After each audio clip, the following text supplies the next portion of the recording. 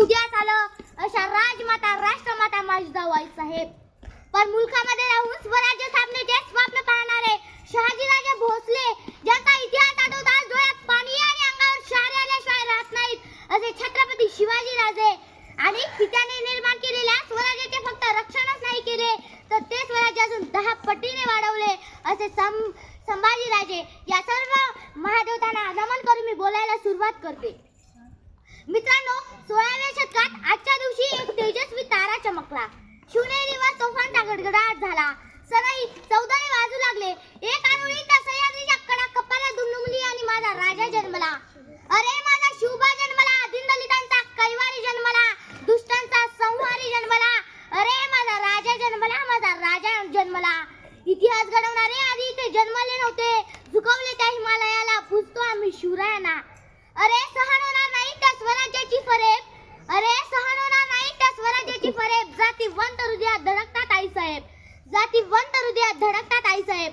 अरे विसरलो नाही त्या लाखो मावळ्यांचे बलिदान. अरे विसरलो नाही त्या लाखो मावळ्यांचे बलिदान. शंभूराजे आठवले की डोळ्यात अश्रू येतात आपोआप.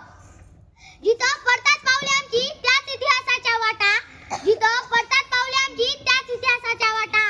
अरे वाकत तर नाहीत पण मोडणारही नाही मराठा. अरे वाकत तर नाहीत पण मोडणारही नाही मराठा.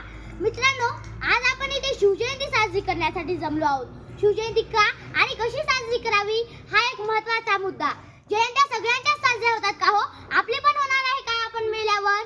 अहो, जी व्यक्ती रयतेसाठी जनतेसाठी जगली ना त्याच व्यक्तींच्या जयंत्या साजऱ्या होतात.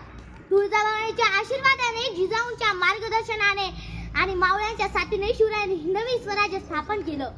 त्या गुलामीच्या काळात एक सौदामिनी कडाडली आणि तिच्या पोटी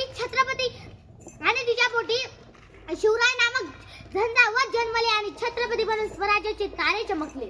शिवराय घडले कारण संस्कार जिजाऊंचे होते. शिवराय घडले कारण संस्कार जिजाऊंचे होते. 18 पगड जातीतील मावळ्यांना एकत्र करून त्यांनी हिंदवी स्वराज्य स्थापन केलं. बाजीप्रभू देशपांडे, तानाजी मालुसरे, येसाजी, धनाजी, संताजी आणि जीवा महाल यांसारख्या असंख्य मावळ्यांच्या साथीने त्यांनी हिंदवी स्वराज्य स्थापन केलं. त्या काळचे मावळे एकनिष्ठ होते.